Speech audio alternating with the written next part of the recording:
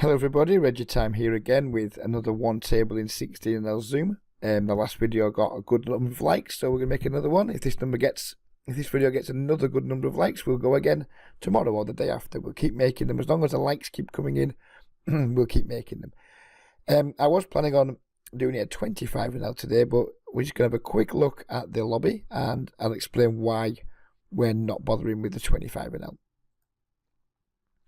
So as you can see, here's a 16L lobby, and we're going to scroll down to the bottom, and there's not a huge deal of 4-tablers and a few 3-tablers, but not too many. We go from there up, and we're into 2-tablers and 1-tablers. Now 2-tablers can still be like really good players too, or good regulars. As you can see, we've got some red players that are 2-tabling, and there's quite like a big number of one. Like with scrolling down, the bar's like past halfway with all the 1-tablers. If we have a quick look at the 25L pool and we scroll down the bottom, there's just like a host of, look how many 4-tablers. Masses of 4-tablers, not too many 3-tablers. I don't suppose there are too many people 3-tabling. It's a strange number to do. And then we've got loads and loads of 2-tablers, and then the 1-tablers come in. It's around the halfway mark, again, just below the halfway mark. But you're never going to get to play with as many as 1-tablers because of all these massive numbers of 4-tablers. We're not sure how many there is. We're not going to count them, but there's over 20 odd people 4-tabling. So that's like well over half the pool, or close to half the pool is 4-tabling. If there's 25 people 4-tabling, that's what is that? 100 people just 4-tabling alone. There's 30 people 4-tabling. It makes up for almost half of the pool that is 4-tablers. So I just don't think it's a good game. Look at the place for flop, it's significantly higher. It's still lowish, but it's significantly higher. Average pot is like 2/3 of it. It's up and down a little bit. Who knows? But basically, what I'm trying to say is a 16L game is just a way better game than 25L. And I'd expect to probably, if I was to say 4-table, 25 and 16L, I'd expect to have a higher hourly rate and a much better win rate at 16L than I would 25L. I think 16L is an underrated level. I still think it's quite boring and quite nitty, but compared to 25L, it's a way better game, and it's not so much lower that it should have a huge impact on like your win rate if you had the same BB per 100, but I just don't think we will. I think the BB per 100 possible in 16L is way higher than it is at 25L, and I actually think this is a better game for many people. If you're, say, playing 25L and you're struggling, breaking even, maybe winning one blind 100, I suspect if you went and did exactly the same thing as you're doing at 25L down at 16L, I actually think you would increase your hourly rate. I think it's so much of a better game compared to this one.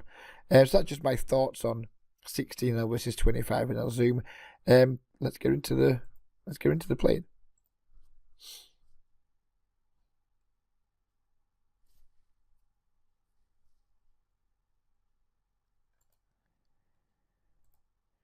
Don't like tagging Ukrainians as green tags, but when they're buying in short, that's where we're starting at.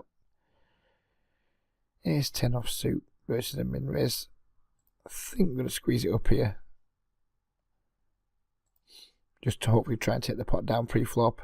Ace 10 off suit from the small blind is not going to play particularly well in a multi-way pot. Rather try and pick it up pre-flop. We fail. Not the best of boards for getting folds. If this guy's got a lot of pocket pairs, which I expect he has, I don't expect him to fold, and we haven't really got the stack depth to double barrel profitably, so we're just going to give up at this point. Maybe he lets us have some free cards. Maybe he doesn't. I think he's going to have a lot of stuff like pocket 5s, pocket 6s here. It's whether now, because he's checked back, do we want to just like bet twice and try and get him off them? And I think we will. Now he's checked back once. He just like instantly calls. We're just going to go for it here. If he has a jack, unlucky for us. I think we can get him off a lot of other stuff though. It's going to be really hard for him to call here with like medium pocket pairs.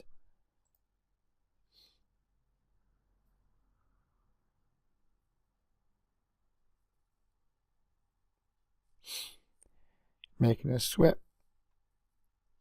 Wow, he did call with the medium pocket pair, so good for him, I guess.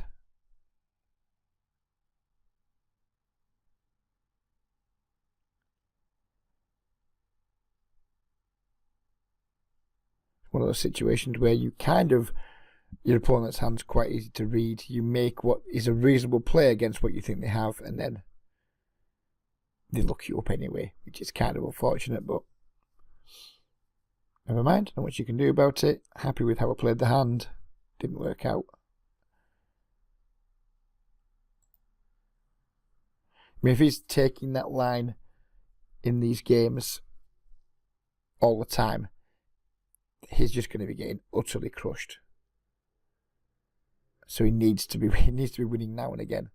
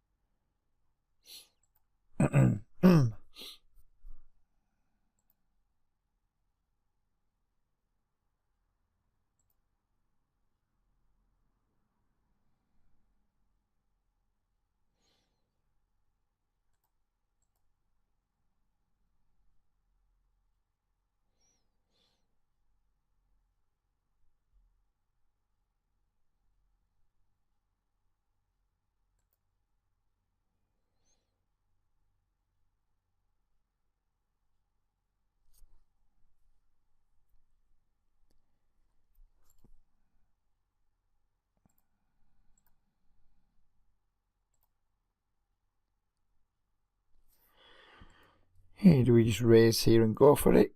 I mean, there's a good chance he has a bigger pair than us. But our hand's just so vulnerable. His stack's just so short. I guess we just go for it, and if he has us beat, then we hope we hit one of our 5 outs. When he snap calls, I'm not too confident in the strength of our hand. But we're just going to go for it now. And we defeat the Queen 3, which is kind of interesting, I guess. Oh, we nearly got another chest. We have got another chest. Wow, it's a red one too. I forgot to open the chest at the end of the last video. I promise I'll try my very best to open both chests this time. Can't wait to get those 50 stars coins and whatever the little shitty green things are. It'll really boost my hourly.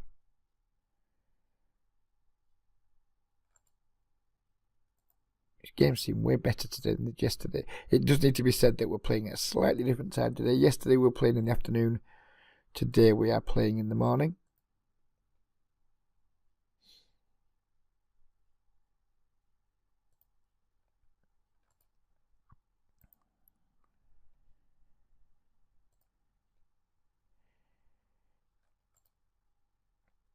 Marking his player red, even though he's got 953 stack, he has decent stats or reasonable stats. So I'm going to mark him as red even though he is playing a shit stack. This is some of the problems I have when I play on 888 Snap. I mark people as fish when they're not playing 100 blinds, and then you'll finally go and look at them in your HUD, in your database a couple of days later, and you'll actually find that they've got reasonable stats. They're just busto, or they're just biting shot, or whatever.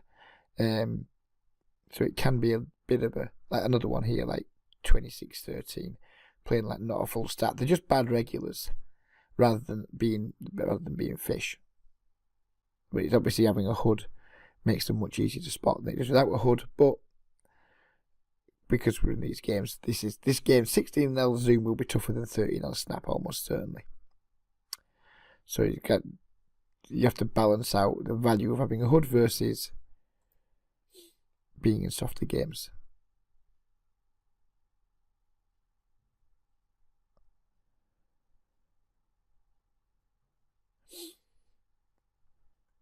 Pretty dry flop. We're going to stab the flop and then probably only continue on over cards to the jack if he goes.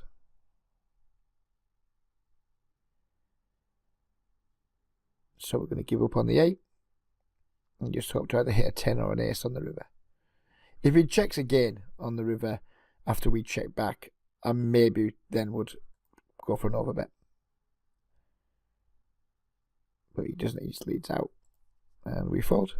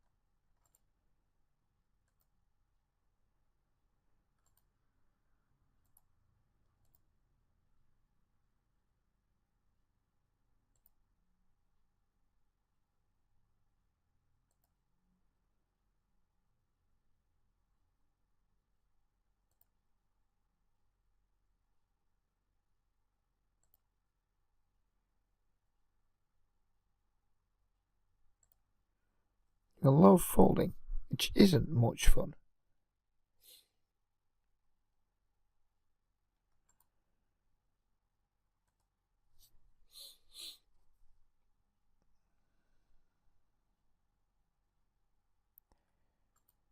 I'll put the blue tag on this guy actually.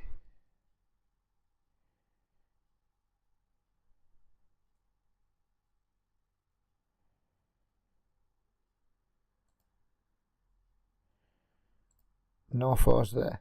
No little sailboats. Still no little sailboats.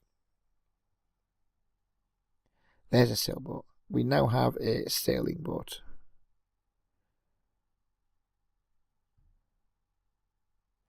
I'm going to go for the check raise. Wow, people just absolutely turbo checked back there.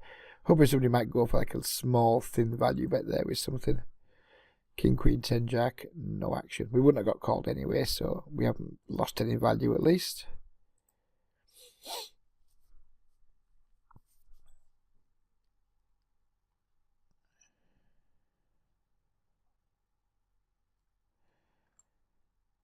Robot.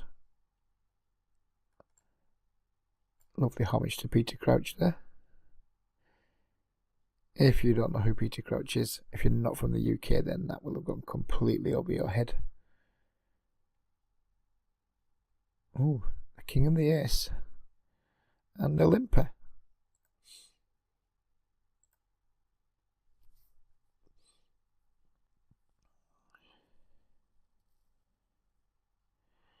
And the 4-4-10 flop multi-way, which is about as exciting as a day out with my wife shopping at Morecambe Market.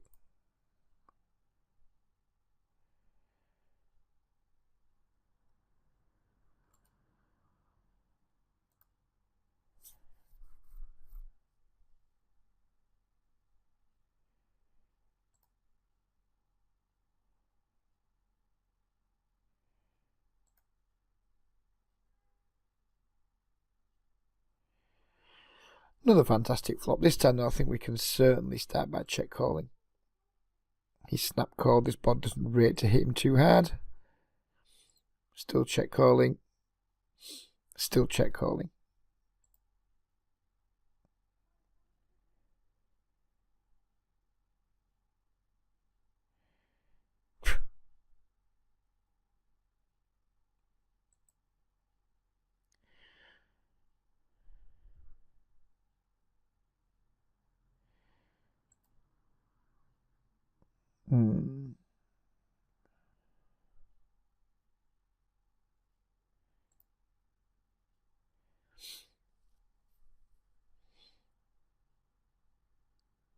Let's go back and look at that one.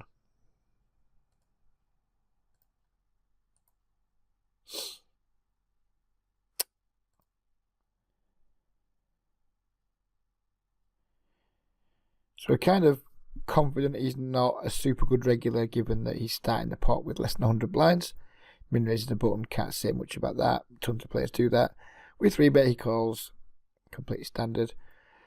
Get this flop. Pretty good flop for us. Obviously, it's not good if he has pocket pairs, but I would expect him to bet his pocket pairs versus my miss C bet. Maybe not on the flop, but almost certainly on the turn. When I check twice, it's just not a line I'm going to take with an upper pair. And if he's any good, if he's like even close to thinking about like my range, I mean, maybe not, maybe he's like level 1, level 2 thinker. But if he's thinking about my range at this point, he's got to know that we kind of have a hand exactly like we've got ace king, ace queen, just whiffed over cards in some way. Because we'd be betting all our pairs, you would imagine. I would lead out with all my big over pairs on the flop and on the turn for sure. So my hand's pretty face up by the time we get to the river, and I was ready to just check call in a heartbeat. If we'd have checked here and he bets on like $1.60, $2, something like that, I was calling in a heartbeat.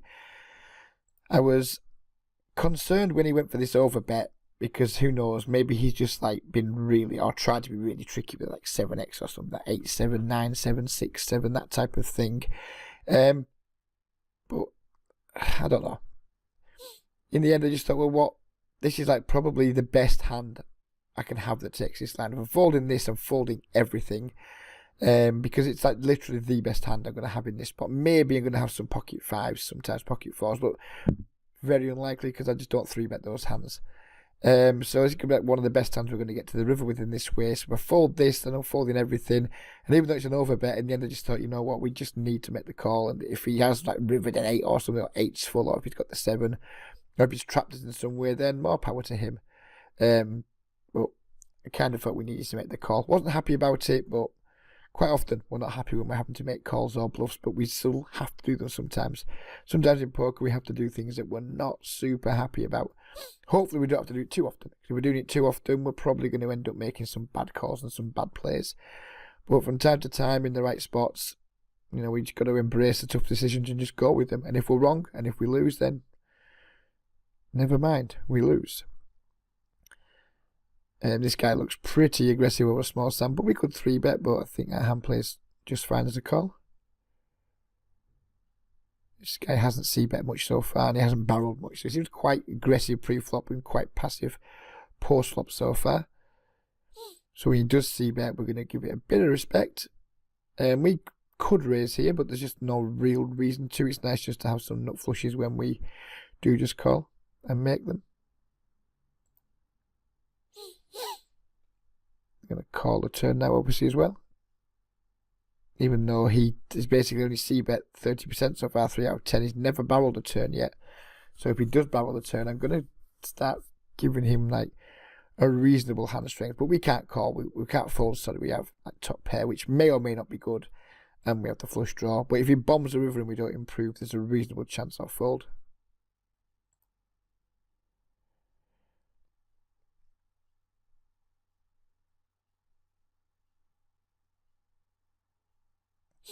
I think we're going to lose here quite a lot to pocket jacks, pocket queens, that type of thing.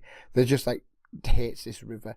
But we don't need to bluff because we have some showdown value. If I didn't have anything here, if I just had like king, queen of clubs or something, then I would absolutely bluff. But we don't need to bluff because we do have some showdown value. So we're just going to check and hope not to lose to like pocket tens or something. Oh wow, we could have got a lot of money in on that flop. We could have got a lot of money in. Never mind. Never mind.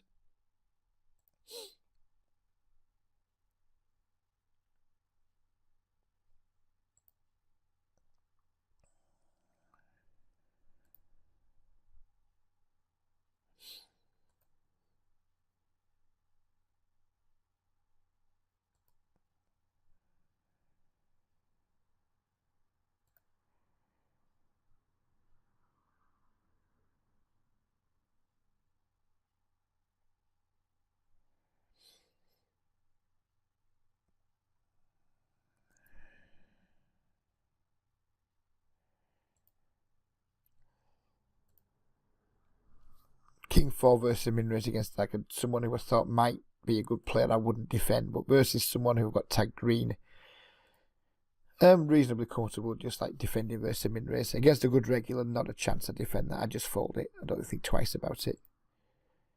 So I don't think I'm like always defending the King 4 offsuit versus the min raise, because I'm absolutely not.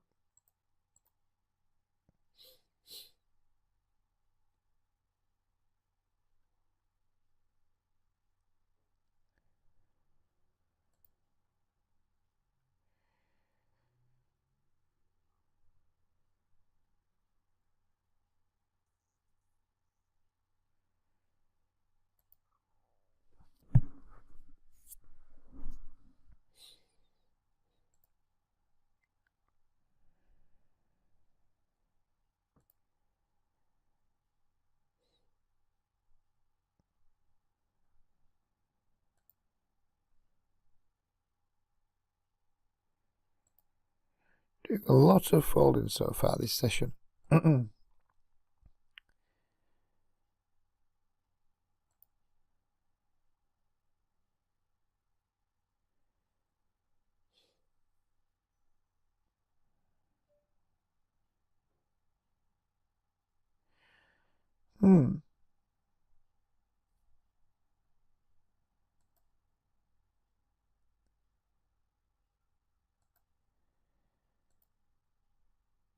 I'm not going to call 4-bet. That would be awful if we get jammed on. We're going to call and we're just going to hope that we don't get 4-bet by team never lucky, which is a reasonable chance we just do because, might have a pretty strong range.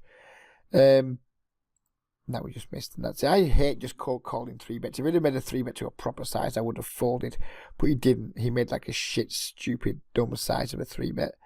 So we kind of need to call and just hope that our friend here doesn't then 4-bet. If it happens, we're completely missed now. And it's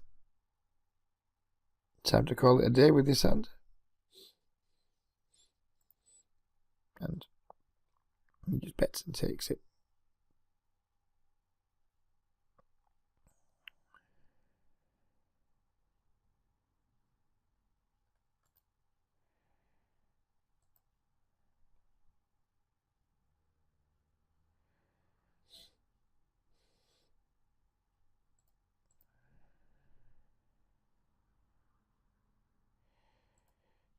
A good shot. Seems like a good time to c-bet. Backdoor flush draw. Turn a pair. He falls to a lot of c-bets too, 67% of c-bets. So we're actually just going to exercise a little bit of pot control here. Check back, call safe rivers, value bet safe rivers if he checks.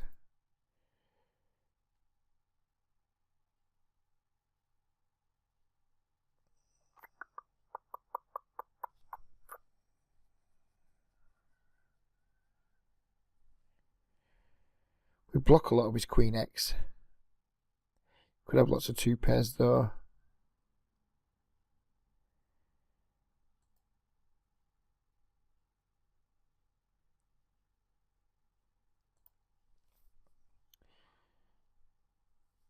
That wasn't a safe river. That was not a safe river.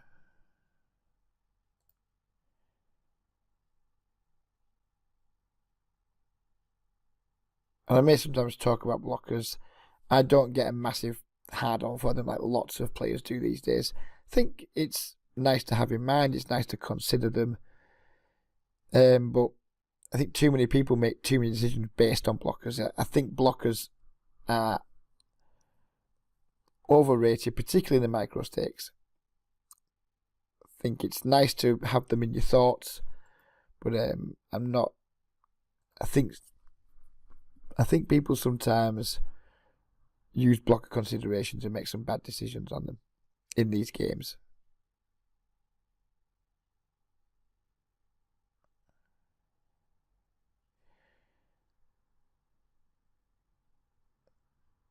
I'm going to go for the squeeze with the ace-4 rather than just the call. I would have called out of the big blind.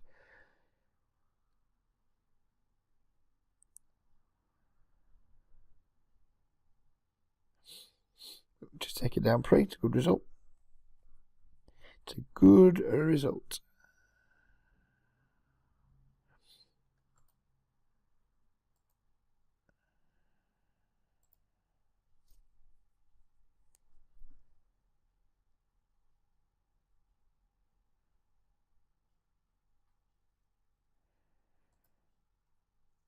I am so sick. Go see your doctor, sir. Go see your doctor.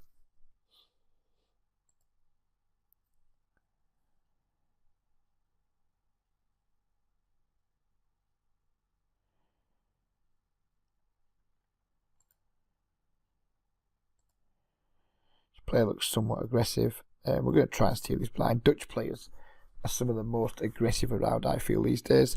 I wouldn't be at all surprised if we get 3-bet here by this player, but 5-3 suited is quite pretty. And we flop a flush, which is nice. He doesn't have a particularly high win when saw flops, so we're not going to slip it to him. We're just going to start betting.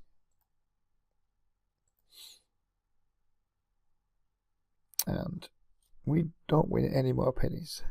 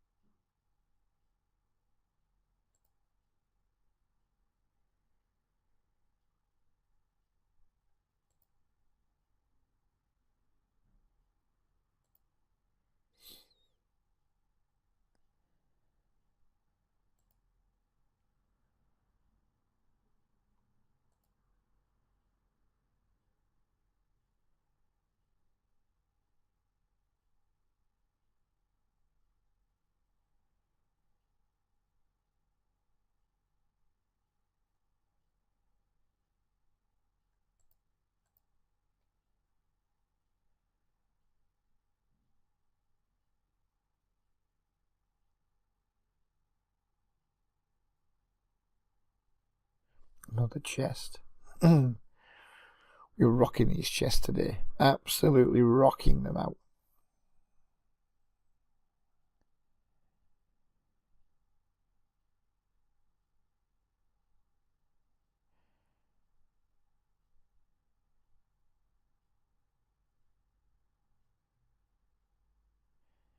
Should we just make a chest opening video? Wait till we've got like 10 chests and just like... No, we won't do that. We won't do that. That'd just be silly.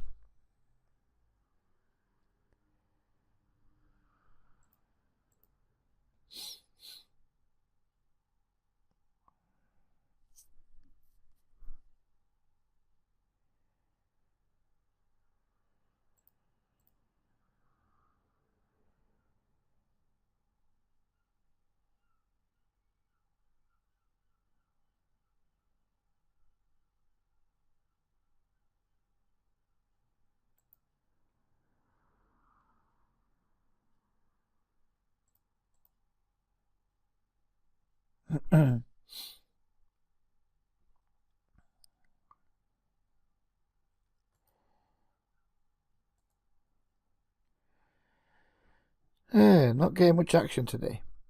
Not getting much action at all.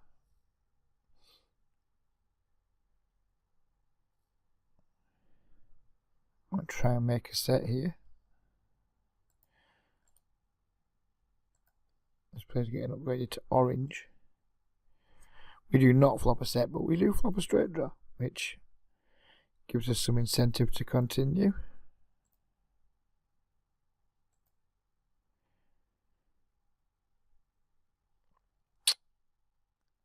We can't bet for value on this river. It's a question of can we bluff catch. Does he have a jack or does he just have a spade? That is the $1 million question. And we probably wouldn't have been a good idea bluff catching.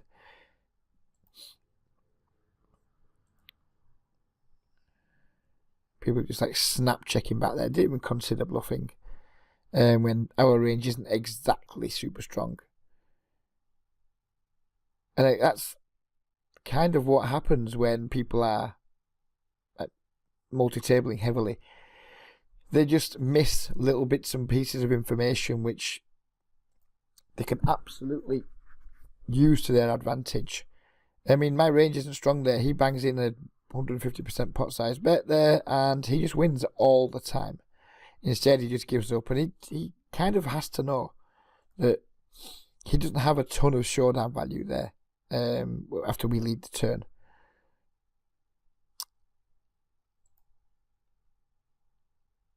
And I just think that there's so many of the players that are just.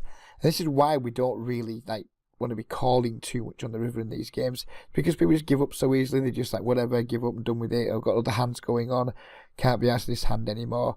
And it's why we shouldn't really be doing, even though we did do a bluff catch earlier, it's why we shouldn't be doing too many of them, because the games just typically played. I mean, pre-flop they're semi-aggressive. You know, you do find a few people who are doing a bit of 3-betting and 4-betting and what have you, but post-flop the games just aren't that aggressive at all. And we want to be picking our spots very carefully when we choose to pay off. If we want to be bluff catching, we need to make sure our line allows our opponent to have some bluffs, etc. And that's really important. How's that for a flop?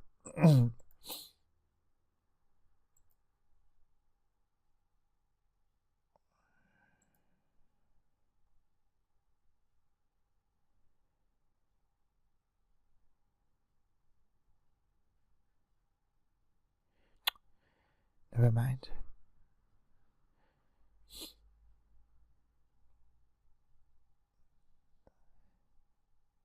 And I think because the games are so aggressive pre-flop, and when you're 4-tabling and 3-tabling and what have you, it seems like the action's coming thick and fast.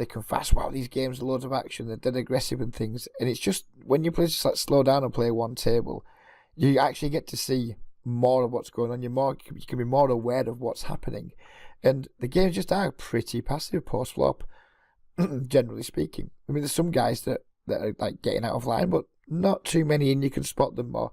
I'm not saying start one-tabling. That isn't what I'm saying at all. I'm saying cut your tables for sure. If you're two tabling and you're not doing too well, then one table. If you're four tabling, not doing too well, then two table. It will unquestionably improve your play. But I think people have and I'm one of them. I have a slightly misguided impression of how aggressive these games are, and they are pretty nitty, pretty weak tight in my opinion. I mean, I don't think we've been 3-bet yet this session. We're probably going to get 3-bet now, but I don't think we've been 3-bet yet this session. Fair enough, only 93 hands, but we haven't faced one 3-bet yet. As I say that, we just do face one. What's that? 5 blinds more. Jack 9 off out of position. He's been pretty passive. Let it go. See, when people talk about how tough these games are, I don't think they're tough because we're being put to tons of tough decisions all the time by relatively good players. I just think they're hard to make money from because people are pretty tight. So yeah, you can probably make a bit of extra money by being more aggressive than I'm being, by not being as nitty as I am. Maybe by being the more aggressive, you can make some more money. But it's hard to get value bets paid off in these games because people are just so tight. It's hard to win big pots because to win big pots, you need to be in a situation that's just like a complete cooler. You don't win big, on Sky, I can win a big pot by 3-betting somebody pre-flop with ace king and then just having them stack off with pocket 8s on a king high board and shit like that. That just doesn't happen in these games. So when the big pots come around, it's usually because it's some kind of cooler situation. And then you need to be on the right side of those coolers. And you're going to make a lot of money, I guess, just by chopping away at very small pots. Chopping away. Just bluffing people off, capture ranges in small pots, that type of thing. And it's hard to do that when you're four tabling because you just autopilot and you give up in lots of spots. Other people give up in lots of spots too. And it just becomes like a really weak, tight, moderately played game of poker affair. Whereas if you play if you reduce your tables and you're looking for spots to attack capture ranges, you're looking for spots to get thinner value, etc., then I think you're going to enjoy the game more, you're going to have a larger win rate, and hopefully you're going to be in a better position to progress through the limits. If I one tabled 25 and L, I think I'd probably beat it for 5 or 6 blinds 100. Problem with that is that 5 or 6 blinds 100 at 25 and L when you're one tabling, it's nothing. When you're getting maybe 300 hands per hour tops. So what's that? 315 times 25 cents. You're getting $4 an hour maybe, which obviously isn't really that worthwhile.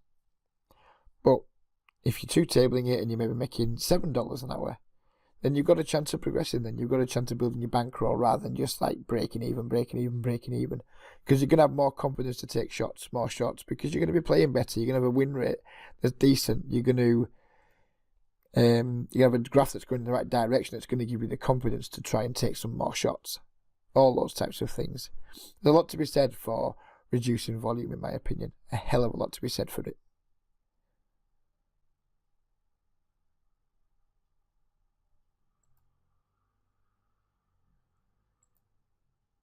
Be a nice time to flop a set with two relatively loose players in the pot, but we do not.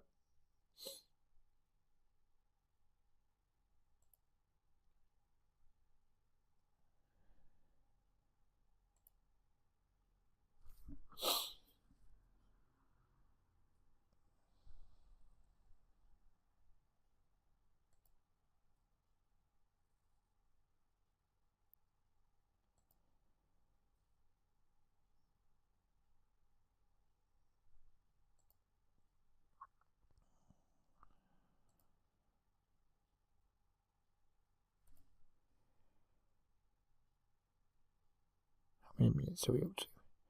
36 minutes. Probably going to go for around another 10 to around the 45-minute mark. Then we'll open some chests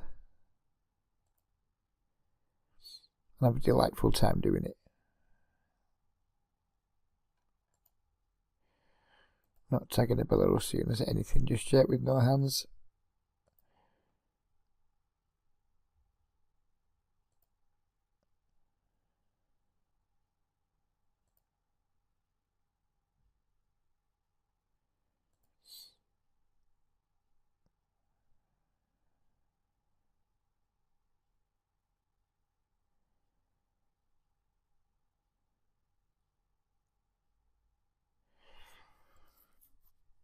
could just call here, but king, queen off, suit, multi-way out of position. We're not going to realise all of our equity. We're going to have a difficult time realising all of our equity. We're just going to put the big squeeze in.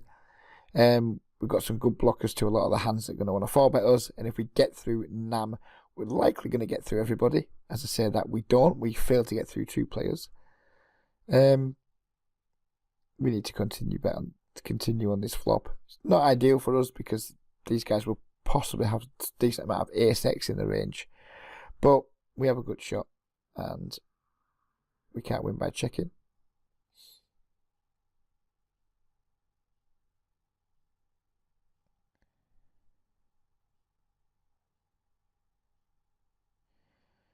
And we take it down, which is not unpleasant.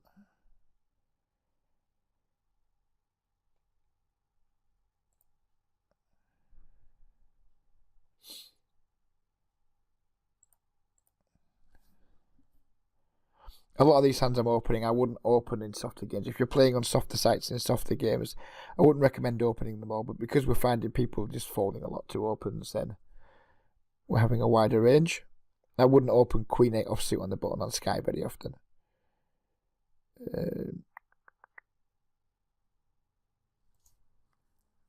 If that was cut off versus button, I'd be inclined to 4-bet ace jack as a bluff. But as it was middle position versus cut off, we'll just let it go.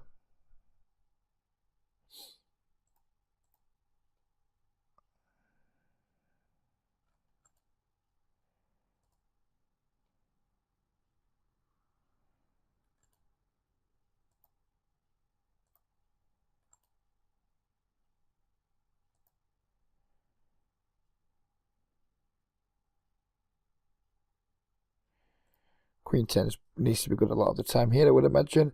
Ace King 3-bets pre. 10s, jacks, queens probably 3-bet pre. We block 10s and queens anyway. There's lots of like pair plus straight draws that we're way ahead of that we can get called by on at least 2 streets.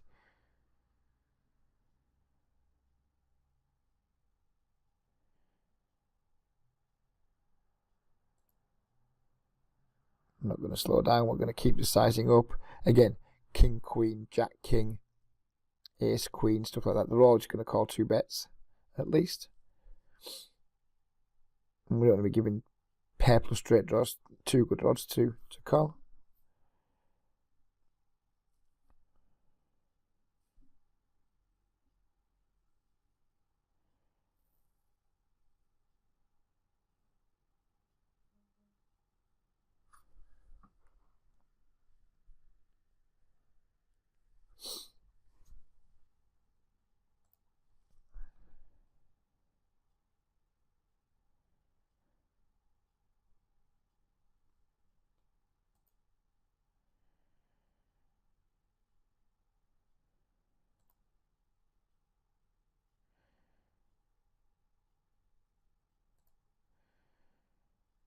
I don't think ace jack off plays too well in a multi-way pot.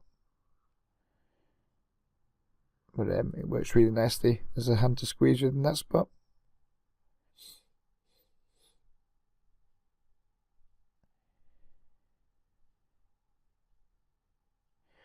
We're not going to 3-bet this versus someone who's playing 14-10. Potential fish in the blinds too, which we don't mind letting into the pot. So we don't have much going on here. We do have the back door, nut flush draw and the overs. But if we get any people leading into us, we're just going to let it go. We are going to probe, stab, whatever you want to call it, versus the Misty bet. So I don't think Panda Man has much very often. Kind of most worried about Mikil Pell.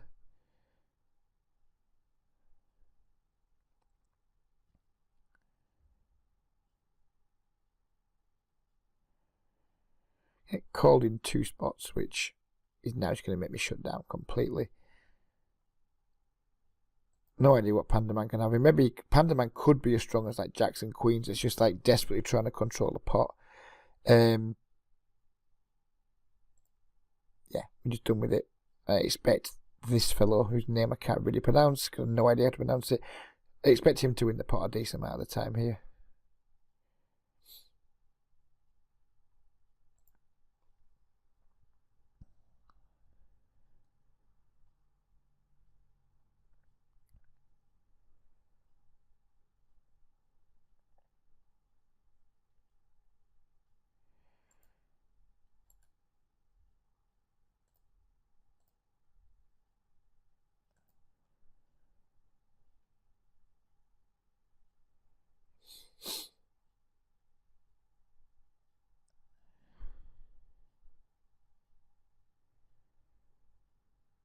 Queen 8, not a standard over for me in the cutoff, but it will be in these games against people who I think, as we talked about earlier, folding a lot. Bottom pair plus good shot. Could bet, could check back.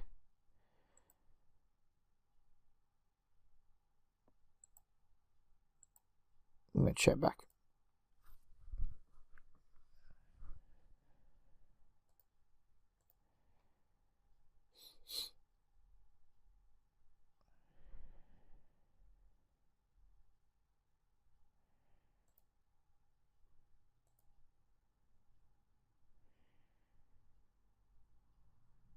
Went for the other bit there. Hopefully he has two pairs or something that pays us off.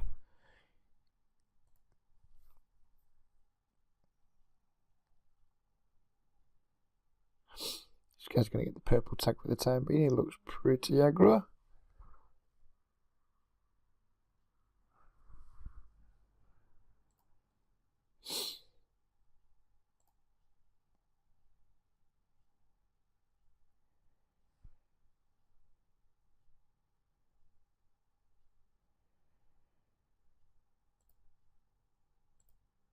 $43.56.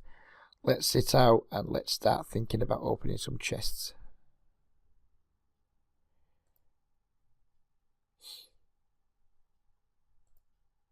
So there we go. That's the end of the video. Hope you guys enjoyed it. We won $7 this time. Go us. We're improving.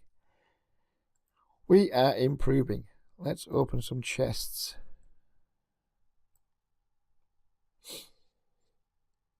Can we get to the $10 cash out point with the stars coins?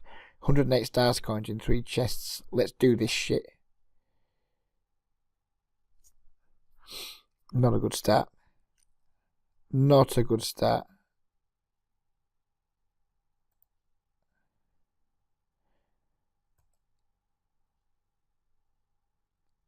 Nope. We are not going to be making the $10 at this point.